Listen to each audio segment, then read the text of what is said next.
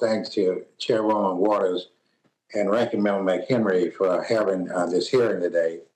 And before I get started on my question, I would just like to say I really appreciate Ms. Edie's testimony in this committee, which exacerbate the problem that we really have in America, and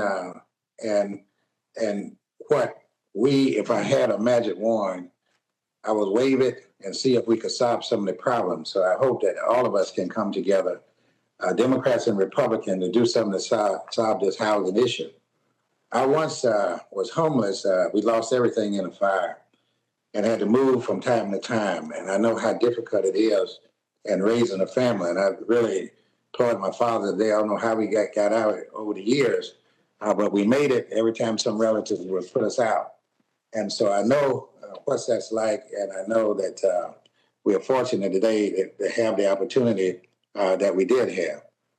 But to Ms. Bailey, my home state of Florida has the largest homeless population in the United States. And we know homelessness has an adverse impact on people of color and lower income communities.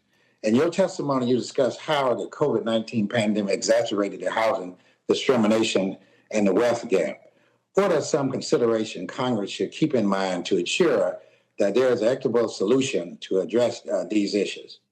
Thank you so much for the question. As the descendant of formerly enslaved Africans, I have to say our nation's mortgage market was built on the bodies of enslaved Africans. The fact that we are here today talking about the housing system means we're talking about our ancestors. So let me start there. We have to make sure we have equitable policies because for the entirety of our nation's history, our housing policies, federal, state, local, have been implemented in a way that cements and perpetuates residential segregation. There is an unfounded association between race and risk because of enslavement in these United States. It's not that we don't want Black people, Latina people, Asian American and Pacific Islander people, and Native communities for whom the land was forcefully dispossessed to have opportunity. We don't want the people, and we have to talk about that. In our communities, our zoning ordinances, we're saying we don't want integration, when in fact today in America, we actually are seeing integrated communities. We've actually seen the Black homeownership rate go up, the Latina homeownership rate go up, and the Asian American homeownership rate go up because of inclusive policies. This committee's work in the American Rescue Plan Act to preserve homeownership with the Homeowner Assistance Fund and the Emergency Rental Assistance meant that we kept families housed during the time of a great COVID pandemic that disproportionately impacted the very same people that the Great Recession decimated.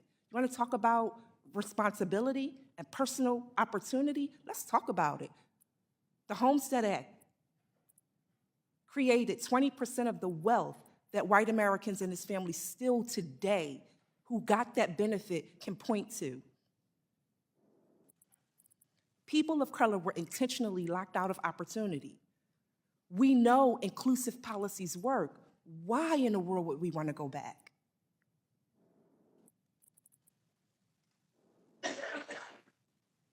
Thank you. Real quick, Dr.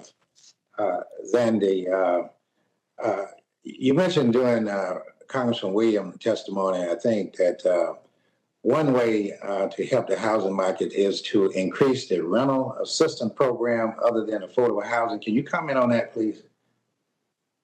Yeah, clearly many households are unable to afford the current high rent. And so we are seeing obviously higher homelessness and very fragile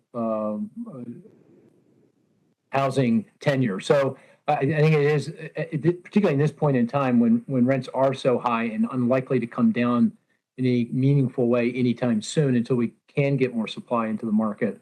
It is important to provide assistance for rent. So rental assistance is I think at this point particularly important for people who are really under a lot of stress.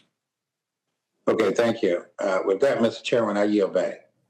The gentleman yields. The gentleman from Ohio, Mr. Davidson, is now recognized for 5 minutes. Thank you, Chairman.